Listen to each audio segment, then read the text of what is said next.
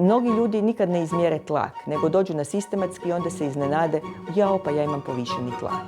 Zatim, mnogi pacijenti znaju da se ne drže dobrih dijetetskih mjera, dođu pretili ili sa jako povišenim masnoćama. I onda je dobro da ih se upozori. Neki pacijenti kažu, pa 6 mjeseci se držim reda poslije vašeg pregleda, pa ipak je to bolje nego da uopće se ne držim reda i da promijenim neke navike u prehrani. Povišene masnoće znače veću mogućnost za raniji razvoj koronarne bolesti ili moždanih udara. Zatim je važno isto kakav je šećer. Isto, često puta pacijenti uopće ne znaju da im je povišeni šećer i onda se isto tu može napraviti ranija prevencija.